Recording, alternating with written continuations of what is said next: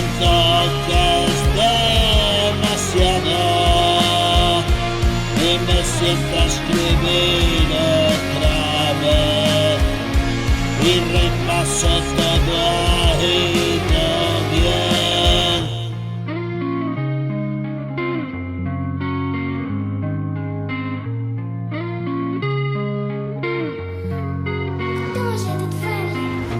Y esta incertidumbre constante no puedo controlar cada instante y se aviva la hoguera del miedo y pasarlo tan mal por momentos y creerme realmente muerto.